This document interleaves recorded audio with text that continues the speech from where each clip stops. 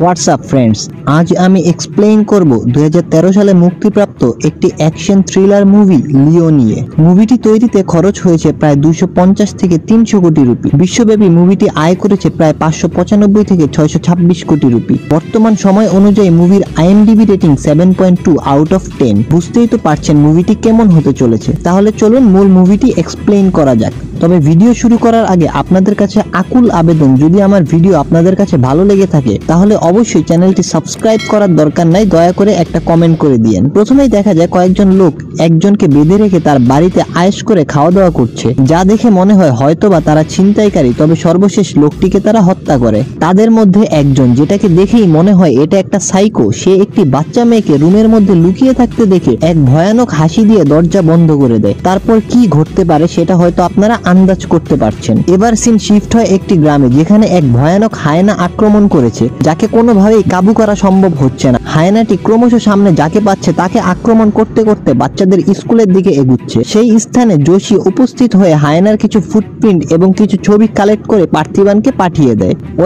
তবে মুভিটি বোঝার সাথে তাদের পরিচয়গুলো আপনাদের একটু জানিয়ে দিই।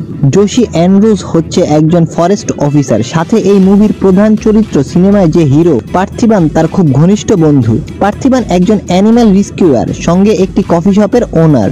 যথারীতি হায়নাটিকে কাবু করার জন্য পার্থিবানকে স্পটে আসতে বলা হয়। এমতো অবস্থায় পার্থিবান তার ছেলের কাছ থেকে প্রমিস নেয়, যাতে করে সে বাড়ি গিয়ে তার মাকে জানায় স্কুলের জন্য তাদের আজ লেট হয়ে গিয়েছে। তবে তার ছেলে, যার নাম সিদ্ধার্থ, সে তার বাবার থেকেও এক ধাপ উপরে। উল্টো পার্থিবানের থেকে সিদ্ধার্থ ওয়াদা নেয় সে আজ স্কুলে ফোন নিয়ে গিয়েছিল, যেটা কোনোভাবেই তার মাকে জানানো যাবে না। স্পটে পৌঁছানোর পর যোশী এবং পার্থিবানের কথোপকথনে আমরা জানতে পারি সে পশু পাখিদের খুব ভালোবাসে এবং পার্থিবান চায় হায়নাটিকে না মেরে জীবিত বন্দি করতে। এ কারণে যোশীকে ট্রাঙ্কুলাইজার গান নিয়ে আসতে বলা হয়। গাড়িতে সিদ্ধার্থকে বসিয়ে রেখে পার্থিবান চলে যায় হায়নাটিকে বন্দি করার উদ্দেশ্যে। এদিকে হায়নাটি একটি স্কুল এরিয়ার ভেতরে প্রবেশ করে। তবে বাচ্চাদের কথা চিন্তা করে পার্থিবান সরাসরি স্কুলের মাইকে সকল বাচ্চাদের দ্রুত ক্লাসরুমের ভেতর প্রবেশ করার অ্যানাউন্সমেন্ট করে। সাউন্ড গ্রেনেডের মাধ্যমে হায়নাটিকে একটি খোলা জায়গায় সরিয়ে আনার পর যোশীকে সরাসরি ট্রাঙ্কুলাইজার গান দিয়ে শুট করতে বলা হয়। ঠিক সেই সময় নিয়মিত সার্ভিস না করার কারণে ট্রাঙ্কুলাইজার গান জ্যাম হয়ে যায় এবং তাদের একটি চমৎকার সুযোগ মিস হয়।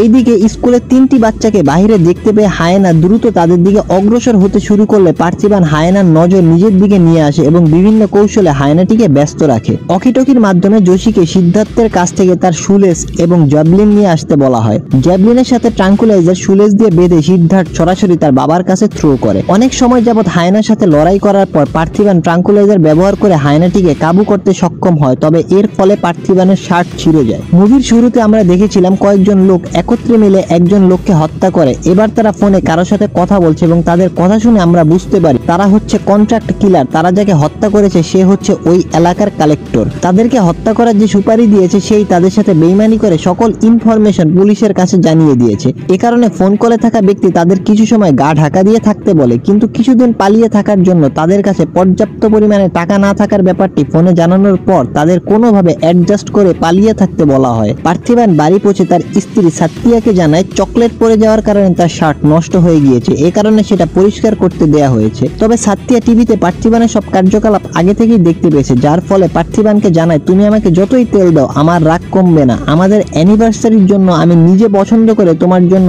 এই শার্ট কিনেছি, যেটা তুমি নষ্ট করে ফেলেছো। বিভিন্ন কৌশলে পার্থিবান তার স্ত্রী সাত্তিয়ার রাগ ভাঙাতে সক্ষম হয়। একসময় দেখা যায় পার্থিবান সেই হায়নাটিকে দত্তক নেয় এবং ওই হায়নাটির একটা দাঁত ভাঙা নাম রাখে জকর বাংরু, যেটা উচ্চারণ করতে গিয়ে আমার অবস্থা পুরাই খারাপ। মুভির এই পর্যায়ে একত্রে 2টা সিন দেখানো হয়। একদিকে পার্থিবান তার স্ত্রী সন্তানদের একটি ধাঁধাস্বরূপ ঘটনা শোনাচ্ছে, অন্যদিকে দেখা যায় সেই সিরিয়াল কিলার একত্রে মিলে শুনশান একটি পাহাড়ি রাস্তায় ডাকাতি করার প্ল্যানিং করছে। পার্থিবান বলছে একজন সিরিয়াল কিলার নিরীহ মানুষদের একে একে হত্যা করছে। তবে সিদ্ধার্থকে উদ্দেশ্য করে বলা হয় তুমি স্পটে এই ঘটনা থেকে নিজেকে বাঁচাতে একটি গাড়ির পেছনে লুকিয়ে পড়লে হঠাৎ একজন সাহসী পুলিশ অফিসার সেই সিরিয়াল কিলারকে গুলি করে। তবে সিরিয়াল কিলার সেখান থেকে পালিয়ে কোথাও লুকিয়ে যায়। পুলিশ অফিসার তার বন্দুক লোড করার সময় সুযোগ পেয়ে সিরিয়াল কিলার পুলিশের উপর গুলি চালায়। তবে আহত পুলিশ তোমার সামনে এসে পড়ে যেখানে তুমি লুকিয়েছিলে। সেই আহত পুলিশ অফিসারের বন্দুক এখন তোমার হাতে, আর তোমার সামনে রয়েছে সেই সিরিয়াল কিলার। কিলার জানে না তুমি কোথায়, কিন্তু তুমি যেখানে রয়েছো সেখান থেকে সিরিয়াল কিলারকে স্পষ্ট দেখা যাচ্ছে এবং সে তোমার বন্দুকের নিশানায় রয়েছে। তোমার কাছে একটি রাস্তা রয়েছে, তুমি চাইলে সেখান থেকে পালিয়ে যেতে পারো। আর এখানেই পার্থিবানের প্রশ্ন হচ্ছে, এবার তোমার করণীয় কি? প্ল্যান অনুযায়ী সেই গ্যাংস্টার একজন মোটরসাইকেল আরোহীকে পাথর দিয়ে আঘাত করে মাটিতে ফেলে দেয়। তবে মোটরসাইকেল আরোহীর কাছ থেকে তারা মাত্র 300 টাকা সঙ্গে একটি ফোন পায়, যেটা তাদের জন্য যথেষ্ট নয়। এ কারণে তারা আরো বড় ধরনের ডাকাতি করার প্ল্যানিং করে। সেই রাস্তা দিয়ে একজন লোক প্রাইভেট কার ড্রাইভ করে যাওয়ার সময় তাকে অ্যাটাক করা হয়। গ্যাংস্টারদের মধ্যে থাকা সেই সাইকো প্রাইভেট কার ড্রাইভারকে বারবার তার এটিএম কার্ডের পিন নাম্বার দিতে বলে, তবে তাকে পিন নাম্বার না দেওয়ার কারণে সে প্রাইভেট কারের ভেতরে পড়ে থাকা এক বন্দুক দিয়ে তাকে হত্যা করে। এই হত্যার ঘটনাটি ধামাচাপা দেওয়ার জন্য একত্রে সকলে মিলে সেই গাড়িটিকে পাহাড়ের নিচে ফেলে দেয়, যাতে করে এটা শুধুমাত্র একটি অ্যাক্সিডেন্ট হিসেবে সবাই মনে করবে। পরদিন সকালে স্পষ্ট আমরা বুঝতে পারি পার্থিবানের শোনানো সেই ঘটনাটি সিদ্ধার্থের মধ্যে খুব প্রভাব ফেলেছে। সে সকালে দৌড়ে তার বাবার কাছে এসে জানায়, আমি সারা রাত চিন্তা করে এই সিদ্ধান্ত নিয়েছি, আমি সেই সিরিয়াল কিলারকে গুলি করব। পার্থিবান এ বিষয়ে আর কথা না বাড়িয়ে তার ছেলেকে গাড়িতে উঠতে বলে। সবাইকে স্কুলে ড্রপ করে দেওয়ার পর সাত্তিয়া এবং পার্থিবান একত্রে একটি বিয়েতে অ্যাটেন্ড করে। এবার আমরা দেখতে পাই যোশী 3 জন লোকসহ একটি পেঁচা আটক করে তাদের জিজ্ঞেস করে, এই ধরনের অবৈধ কাজ তোরা কতদিন যাবত করছিস? কিন্তু তারা জানায়, আমরা এরকম কিছুই করি না, শুধু গোলাল দিয়ে নিশানা করেছি যেটা এই পেঁচার গায়ে লাগে। পার্থিবান পেঁচাটিকে চিনতে পেরে বলল, এটা হচ্ছে রেড হর্ন আউল, যা প্রায় দুনিয়া থেকে বিলুপ্ত হতে চলেছে। সে দ্রুত পশু চিকিৎসক দ্বারা আহত পেঁচাটিকে চিকিৎসা করতে বলে।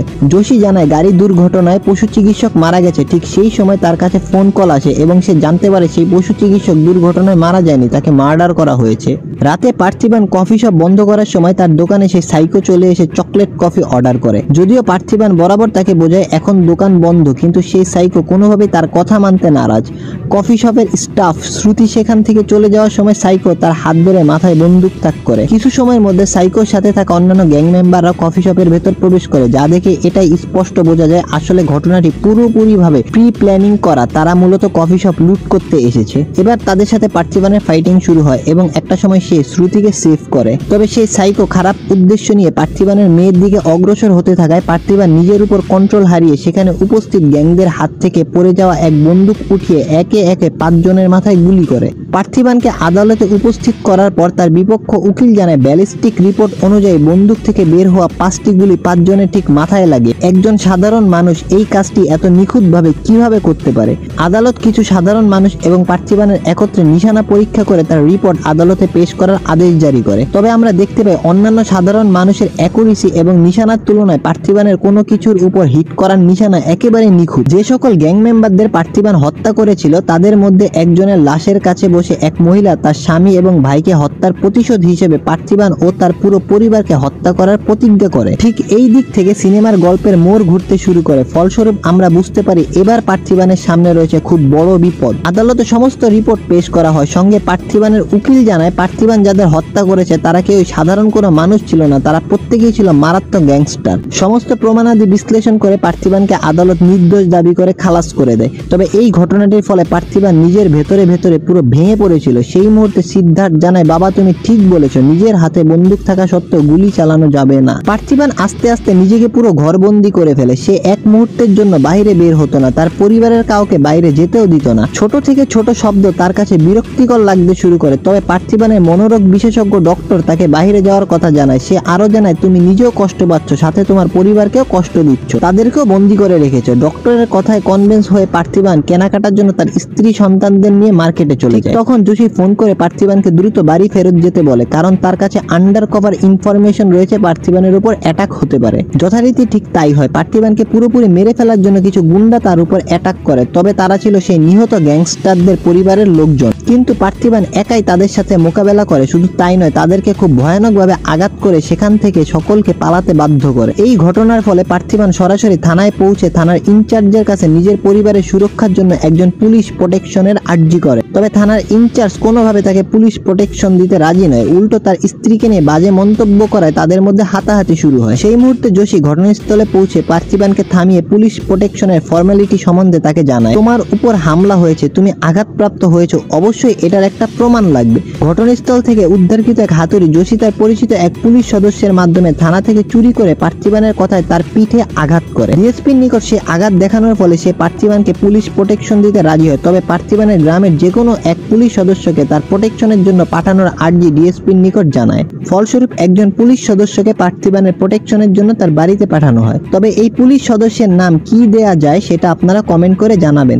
এই পুলিশ সদস্য নিজের কাজ করার বদলে সুযোগ পেলে ঘুম নিয়ে ব্যস্ত হয়ে যেত। বিষয়টি যোশীকে জানানো হলে তিনি জানায় সে একজন হাইয়েস্ট র্যাঙ্কিং পুলিশ অফিসার, সে নাকি একাই 50 জন ক্রিমিনালকে অ্যারেস্ট করেছে। পার্থিবান একটু স্বাভাবিক হওয়ার পর সে পুনরায় তার কফি শপ ওপেন করে, তবে কেউ একজন তার ছবি তুলে সরাসরি হ্যারল্ড দাসকে দেখায়। এই ছবিটা দেখার পর সে একটা লকার ভেঙে পার্থিবানের মতো দেখতে একজনের ছবি বের করে সেখানে স্কেচ করে পার্থিবানের বর্তমান হেয়ার স্টাইল যুক্ত করে। পরবর্তীতে সে আবার অ্যান্থনি দাসকে সকল কিছু দেখায়। অ্যান্থনি দাসের একজন সহকারী কয়জন লোক সঙ্গে করে পার্থিবানকে আনতে যাবে এই বিষয়টি জিজ্ঞেস করলে অ্যান্থনি দাস জানায় যদি সে পার্থিবান হয় তাহলে 4 জন নিয়ে গেলেই যথেষ্ট।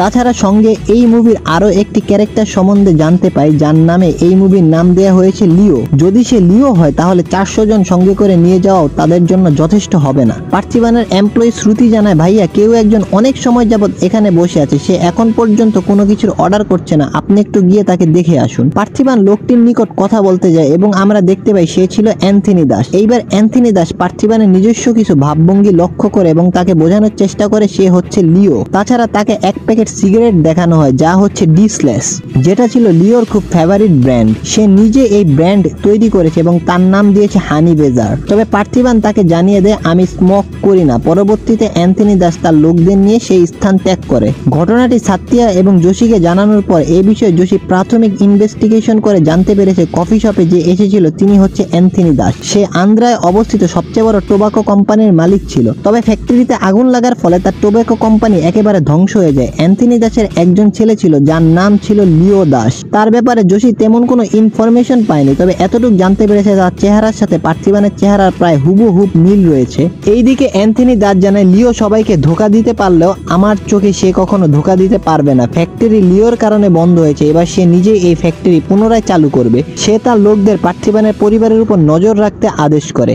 পরদিন কফি শপে পার্থিবান দেখতে পায় লুকিয়ে লুকিয়ে কেউ একজন তার দিকে আবারও নজর রাখছে। বিষয়টি দেখে পার্থিবান সেই লোকটির সাথে রাগারাগি করে তাকে দোকান থেকে বের করে দেয়। ফার্মেসি থেকে কিছু মেডিসিন কিনে বাড়ি ফেরার পথে পার্থিবান যে সকল গ্যাংস্টারদের হত্যা করেছিল তাদের পরিবারের একজন তার লোকদের নিয়ে সাত্তিয়ার উপর আক্রমণ করে। তবে সঠিক সময় অ্যান্থনি দাস সেখানে পৌঁছে সাত্তিয়াকে বাঁচিয়ে নেয়। সঙ্গে সেই গ্যাংস্টারদের পরিবারের যে লোক সাত্তিয়াকে মারার জন্য এসেছিল তাকে সেখানেই মেরে দেয় এবং জানায় ভয় পাওয়ার কিছু নেই, তুমি যাকে পার্থিবান মনে করছো সে আসলে আমার ছেলে লিও, তোমার বাচ্চারা হচ্ছে আমার নাতি। সাত্তিয়া দ্রুত বাড়ি ফিরে এসে ফোন করে ঘটনাগুলো পার্থিবানকে জানায় এবং সে আরো জানায় ওই লোকগুলো গাড়ি নিয়ে এখন আমার বাড়ির বাইরে দাঁড়িয়ে আছে। পার্থিবান দ্রুত ঘরের সমস্ত দরজা জানলা বন্ধ করে সাত্তিয়াকে ঘরের ভেতর অপেক্ষা করতে বলে। এবার সে সিদ্ধার্থকে ফোন করে দ্রুত বাড়ির ভেতর প্রবেশ করে ফালা নিয়ে অপেক্ষা করতে বলে, যাতে করে কেউ ঘরে প্রবেশ করলেই সে তাকে সঙ্গে সঙ্গে মেরে দিতে পারে। পার্থিবান ঘরে প্রবেশ করার সাথে সাথে সিদ্ধার্থ তার উপর ফালা ছুঁড়ে মারলে সে একটুর জন্য বেঁচে যায়, তবে তার ছেলেকে এই কাজটির জন্য অ্যাপ্রিসিয়েট করে। পার্থিবানের পরিবারকে প্রোটেকশনের জন্য যে পুলিশ পাঠানো হয়েছিল তাকে জানায় আমি অনেক কষ্ট করে অনেকের হাতে পায়ে ধরে আপনাকে আনতে পেরেছি, কিন্তু আজ আমি বুঝতে পারলাম আপনি টাকার জন্য কাজ করেন, আপনার কাজ আমাকে পাহারা দেয়া নয় শুধু ঘুমিয়ে থাকা। ঘটনাগুলো সাত্তিয়ার মনে খুব আঘাত করে। সে যোশীর মাধ্যমে লিওর ইনফরমেশন খুঁজতে চায়, সাথে এটাও জানতে চায় পার্থিবান আসলে কে, সে কি লিও নাকি পার্থিবান। যোশী কেউ একজনের কাছ থেকে জানতে পারে সিমলা জেলে একজন রয়েছে, সে লিওর ব্যাপারে সব জানে, যার নাম হৃদয়রাজ ডিসুজা। সে লিওর খুব ঘনিষ্ঠ বন্ধু ছিল, তবে তাদের হাতে মাত্র 2 দিন সময় রয়েছে, কারণ 2 দিন পর তার ফাঁসি হতে চলেছে আর এই 2 দিনের মধ্যে তাদের যা করার করতে হবে। সাত্তিয়া ফোন করে পার্থিবানকে জানায় আজ রাতে আমি বাড়ি আসতে পারবো না কারণ অফিসের কাজ রয়েছে। সেই মুহূর্তে মাইকের অ্যানাউন্সমেন্ট শোনার পর পার্থিবান জিজ্ঞেস করে তাহলে তুমি ফ্লাইটে করে কোথায় যাচ্ছ, তবে কোনোভাবে বিষয়টি এড়িয়ে গিয়ে সাত্তিয়া জানায় আমি হেড অফিস যাচ্ছি। অনেক রাত হওয়ার পর সিদ্ধার্থ বাড়িতে না আসার কারণে পার্থিবান তার ছেলেকে আনতে যায়, কিন্তু সে বাড়ি আসতে রাজি নয়। পার্থিবান দেখতে পায় 2 জন তাদের ফলো করছে, ঠিক এজন্যই পার্থিবান সেই 2 জনকে ইচ্ছামতো পিটিয়ে তাদের পরিবার থেকে দূরে থাকা ওয়ার্নিং দেয়, যা দেখে ভয় পেয়ে সিদ্ধার্থ তার বাবার সাথে বাড়ি ফিরে আসে। প্রোটেকশনের জন্য পাঠানো সেই পুলিশ অফিসার যার নাম হচ্ছে নেপোলিয়ন, সে পার্থিবানকে একটি রিপোর্ট দিয়ে জানায় ম্যাডামের জন্য এই কুরিয়ারটি এসেছে। তবে অনেক রাত হওয়ার কারণে তাকে ঘরে চলে যেতে বললে নেপোলিয়ন তাকে বলে স্যার আর 60 দিন পর আমার রিটায়ারমেন্ট, এই কয়দিন আমি আপনাকে আমার সর্বোচ্চ দিয়ে প্রোটেকশন দিব, আপনাকে দেখিয়ে দিব আমি শুধুমাত্র টাকার জন্য কাজ করি না। তবে পার্থিবান তাকে জিজ্ঞেস করে আমাকে আমাকে সত্যি করে বলো তো, কমিশনার অফিসে এত ভারী মেশিন গান দিয়ে তুমি একা এত লোকদের কিভাবে মেরেছো? নেপোলিয়ন জানায়, আসলে আমি শুধু ম্যানুয়াল পড়ে বলেছিলাম কোন বাটনে চাপ দিতে হবে, বাকি কাজ অন্য কেউ করেছে। তবে স্যার, আপনি এই কথাগুলো কাউকে বলবেন না। বাহিরে প্রচুর ঠান্ডা থাকার কারণে সে নেপোলিয়নকে ঘরের ভেতর গিয়ে ঘুমিয়ে যেতে বলে। সিমলা জেলে পৌঁছে জোশি সরাসরি হৃদয়রাজ ডিসুজার সাথে দেখা করে, যদিও জোশি তার সাথে কথা বলার জন্য মাত্র 20 মিনিট সময় পেয়েছে। এ কারণে সময় নষ্ট না করে সে সরাসরি লিওর ব্যাপারে তাকে জিজ্ঞেস করে। এবার আমরা জানতে পারি তখন সময় ছিল 1999 সাল। আন্ধ্রপ্রদেশের সবচেয়ে বড় নামকরা দাস কোম্পানি, যাদের প্রধান বিজনেস ছিল টোবাকো বিজনেস, আর সেই বিজনেসের আড়ালে অনেক ধরনের ইল্লিগেল কাজ করত। সেই সাম্রাজ্যের একমাত্র মালিক ছিল অ্যান্থনি দাস, কিন্তু সে ছিল মারাত্মক কুসংস্কার বিশ্বাসী। যে কোনো নতুন ব্যবসা শুরু করার আগে প্রথমে সে পশু বলি দিত, আস্তে আস্তে সে নরবলি দিতে শুরু করে। কারণ অ্যান্থনি দাস মনে করত কোনো নতুন কাজ করার আগে কোনো কিছুকে বলি দিলে তার ব্যবসা আরো অনেক বড় হবে। অ্যান্থনির ভাই ছিল হ্যারল্ড দাস, যাকে সে প্রচুর ভরসা করত। হ্যারল্ড কানাডায় উচ্চ শিক্ষার জন্য গিয়েছিল, তবে সেখানে এক ড্রাগ ডিলারের সাথে পরিচয় হয়ে সে ওইখান থেকে প্রচুর পরিমাণে টাকা ইনকাম করে। এবার হ্যারল্ড দাস দেশে ফিরে এসেছে, কেননা তার স্বপ্ন দাস কোম্পানিকে দুনিয়ার 1 নাম্বার ড্রাগ কোম্পানিতে তৈরি করা। কোকেনের থেকেও মারাত্মক ড্রাগ হিসেবে হ্যারল্ড দাস ধুত্রাকে বেছে নেয়। ড্রাগ মার্কেটের কোনো ডিলারদের এ সম্বন্ধে কোনো প্রকার ধারণা পর্যন্ত ছিল না। তামাকের পাশাপাশি ফ্যাক্টরির মধ্যে ধুত্রা ফুলকে প্রসেস করে তারা মার্কেটে বিক্রি করত। আস্তে আস্তে বাজারের এই নতুন ড্রাগের ডিমান্ড বাড়তে থাকে। তবে তাদের মধ্যে কেউ একজন বেইমানি করে নার্কোটিক্স ডিপার্টমেন্টকে এই ড্রাগ সম্বন্ধে সিক্রেট ইনফরমেশন জানিয়ে দেয়। ফলশ্রুতিতে হ্যারল্ড সন্দেহজনক সবাইকে খুব ভয়ানকভাবে মেরে ফেলে। পরবর্তীতে তাদের সাথে বেইমানি করার মতো সাহস আর কারোরই হয়ে ওঠে না। অ্যান্থনি দাসের একজন ছেলে ছিল যার নাম লিও দাস। সে গ্রাউন্ড লেভেলে কোম্পানির দেখাশোনা করত। তবে কেউ একজন ড্রাগস পাচারের ইনফরমেশন পুলিশকে জানিয়ে দেয়। ফলস্বরূপ বর্ডার থেকে ড্রাগস পাচারের সময় পুলিশ তাদের অ্যারেস্ট করলে লিও পুলিশের হাত থেকে তাদের ড্রাগ উদ্ধার করে ফ্যাক্টরিতে চলে এসে সেই ইনফরমারকে খুঁজে বের করে সেখানেই তাকে মেরে দেয়। তবে সেই ইনফরমারের একজন লোক লিওর গলায় ছুরি ধরলে তখন আমরা আরো একজন ফিমেল ক্যারেক্টারের সাথে পরিচয় হই, যার নাম অ্যালিসা দাস। সে ছিল লিওর বোন। একদিকে লিও তার বাবার বিজনেস একাই হ্যান্ডেল করছে, অন্যদিকে অ্যান্থনি দাসের নরবলিদের কুসংস্কারটাও খুব বেড়ে গিয়েছে। 2 বছর যাবৎ সে এক বিশেষ কুণ্ডলীর মানুষের সন্ধান করছে। অ্যান্থনি দাসের ধারণা ছিল সে যদি ওই বিশেষ কুণ্ডলীর মানুষকে বলি দিতে পারে তাহলে তার বিজনেস আরো অনেক বেশি বড় হবে। এক ধর্মগুরুর কাছ থেকে অ্যান্থনি দাস সন্ধান পায় সেই বিশেষ কুণ্ডলীর 2 জন মানুষকে পাওয়া গিয়েছে, যারা তার সন্তান লিও দাস এবং অ্যালিসা দাস। এই বিষয়ে হ্যারল্ডের সাথে আলোচনা করলে সে লিওকে বলি দেওয়ার ইচ্ছা জানায়, তবে অ্যান্থনি তার বোন অ্যালিসা দাসকে বলি দিতে চায়। লিও কখনোই এই কাজ করতে দেবে না, কেননা সে এগুলোকে শুধুমাত্র কুসংস্কার ছাড়া অন্য কিছুই মনে করে না। এ কারণে তাকে আটকে রেখে অ্যালিসাকে বলি দেওয়ার জন্য অ্যান্থনি দাস অগ্রসর হওয়ার সময় লিও নিজেকে মুক্ত করে তাদের সাথে ফাইটিং শুরু করে। সুযোগ বুঝে অ্যালিসাও নিজেকে ছাড়িয়ে নেয়। আমরা দেখতে পারি অ্যালিসাও একজন খুব ভালো ফাইটার। লিও তার বোন অ্যালিসাকে খুব ভালোবাসত। অ্যালিসা তার ভাইকে ফ্যাক্টরিতে আগুন লাগিয়ে দিতে বলে সে ঠিক সেই কাজটি করে। তবে হ্যারল্ড দাস অ্যালিসাকে ছুরি মেরে সেখানেই মেরে ফেলে, যা দেখার পর লিও পাগলের মতো হয়ে যায়। ঠিক তখনই অ্যান্থনি তার ছেলে লিও দাসকে সেখানেই গুলি করে। এরপরই ফ্যাক্টরিতে আগুন লাগার ফলে মারাত্মক বিস্ফোরণ ঘটে। পুরো ফ্যাক্টরি আগুনে পুরো ছারখার হয়ে যায়। হৃদয়রাজ ডিসুজা আরো জানায়, আমি লিওকে নিজে কোলে পিঠে করে মানুষ করেছি, সে আমার সামনেই মারা গেছে। অন্যদিকে সাত্তিয়া পার্থিবানের ছোটবেলার খুব ঘনিষ্ঠ বন্ধুর সাথে দেখা করে। তার কাছ থেকে সে পার্থিবানের ছোটবেলার কিছু ছবি কালেক্ট করে।